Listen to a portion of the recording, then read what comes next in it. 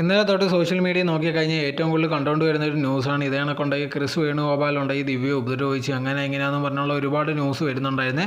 അതിന് മെയിൻ ഒരു കാരണം എന്ന് പറഞ്ഞാൽ ദിവ്യ ഒരു വീഡിയോ ഇട്ടിട്ടുണ്ടായിരുന്നു. അതിനകത്തുണ്ടെങ്കിൽ നെറ്റിയിൽ ഒരു മാർക്ക് ഭയങ്കരമായിട്ട് കാണുന്നുണ്ടായിരുന്നു. ഇത് കണ്ടപ്പോഴത്തേക്ക് ആൾക്കാർ എന്ത് പറ്റി, എന്താണ് കാരണം എന്നുള്ള രീതിയിലൊക്കെ ചോദിക്കുന്നുണ്ടായിരുന്നു. ഇതേ കണക്ക് വീഡിയോ റീലായിട്ട് ഇട്ടപ്പോഴത്തേക്ക് അതിലെ സോങ്ങും ഭയങ്കര സാഡായിട്ടൊക്കെ ആയിരുന്നു ഇട്ടിരുന്നത്.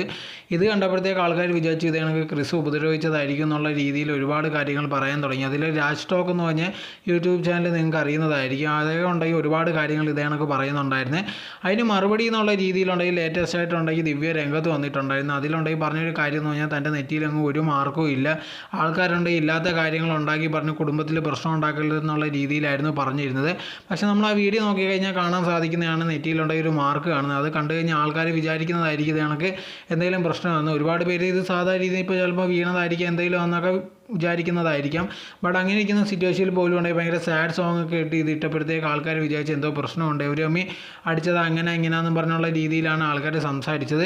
അതിനൊരു മറുപടി എന്നുള്ള രീതിയിലാണ് ഇപ്പോൾ ദിവ്യ പറഞ്ഞിരുന്നത്. അങ്ങനെ ഒന്നുമില്ല, ഞങ്ങളമ്മി ഒരു പ്രശ്നവും ഇല്ല, ആൾക്കാർ ചുമ്മാ ഇല്ലാത്ത കാര്യങ്ങളൊന്നും പറയണ്ടെന്നായിരുന്നു ഇപ്പോൾ ദിവ്യ ലേറ്റസ്റ്റ് ആയിട്ട് വന്ന് പറഞ്ഞിരുന്നത്.